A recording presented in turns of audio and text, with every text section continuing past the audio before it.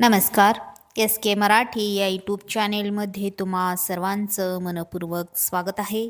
तर मित्रांनो, सोनम वांगचुक यांनी केंद्रीय मंत्र्यांच्या उपस्थितीत सोडलं उपोषण. या संदर्भात सविस्तर अशी माहिती आपण या व्हिडिओच्या माध्यमातून जाणून घेणार आहोत. तत्पूर्वी जर तुम्ही चॅनेलवर नवीन असाल तर चॅनेलला लगेचच सबस्क्राईब करून घ्या.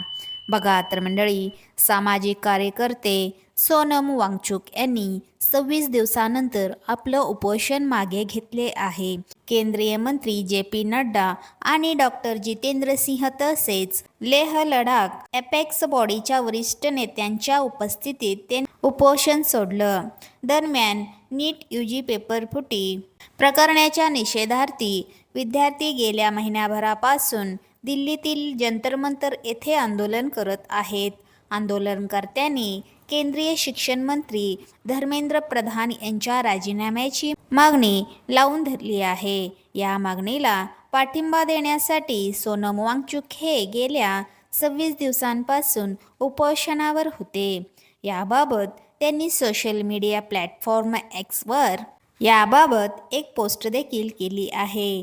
या पोस्टमध्ये वांगचुक यांनी सांगितलं की त्यांनी केंद्रीय मंत्री जे.पी. नड्डा आणि डॉक्टर जितेंद्र सिंह तसेच लेह लडाख अपेक्स बॉडीच्या वरिष्ठ नेत्यांच्या उपस्थितीत उपोषण सोडलं आहे. सोनम वांगचुक या पोस्टमध्ये म्हणाले, यापूर्वी विविध राजकीय पक्षांच्या 65 खासदारांनी मला पत्र लिहून उपोषण सोडण्याची विनंती केली होती.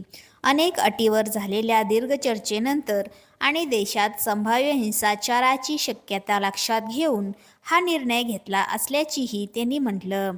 वांगचुक यांनी पुढे लिहिले, या अटीबाबत मी लवकरच एका स्वतंत्र व्हिडिओद्वारे सविस्तर माहिती देईन. तोपर्यंत माझी सर्वांना विनंती आहे की अत्यंत सतर्क राहा आणि कुठेही कोणत्याही प्रकारचा हिंसाचार होऊ देऊ नका.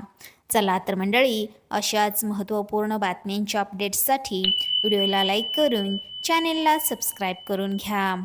धन्यवाद.